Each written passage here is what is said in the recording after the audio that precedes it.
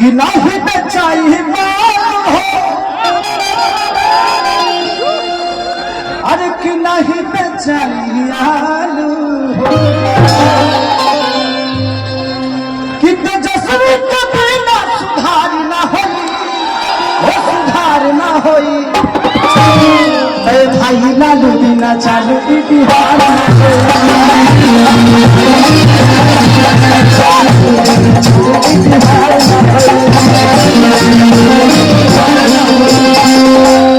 नहीं तो चाहिए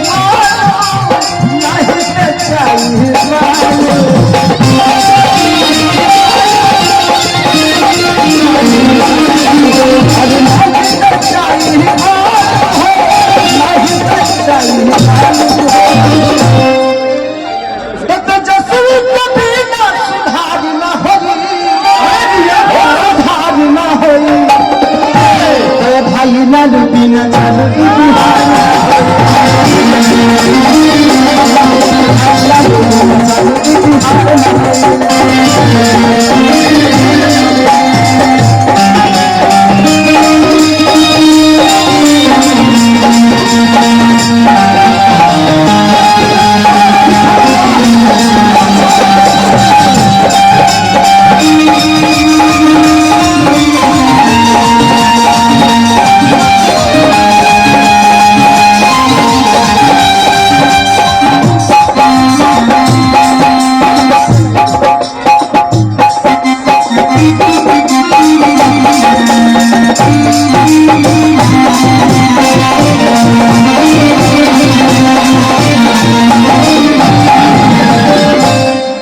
कि कितना नेता चाल गए के प्रयास के, कि चालू नहीं घर कौने भैया विकास के। और विकास जब 17 महीने में तेजस्वी यादव दिखा के गई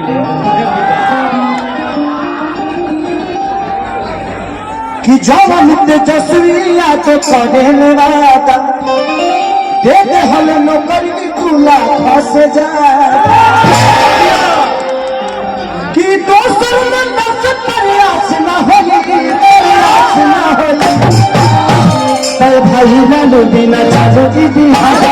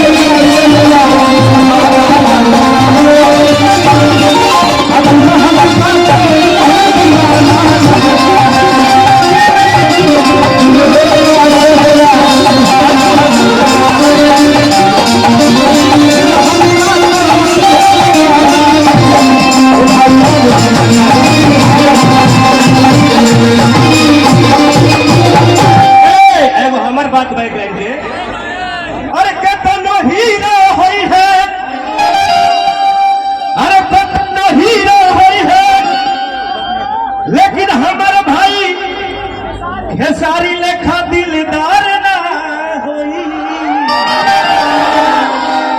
यही तो कहा जाता है कि जब रहे आशीर्वाद रहुआ सबके तब नहीं बेकार ना होई। भाई लालू बिना चालू बिहार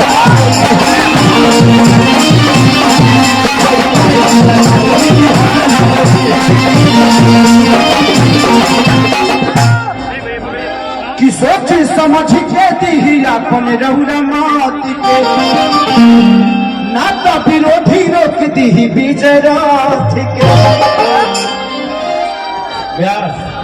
नया यात्रा भी चल हुआ, सोच समझ के मत को दीजिए। जिंदगी में एक बात बताएं, कोई भी नेता हमारा विकास क्यों नहीं करता?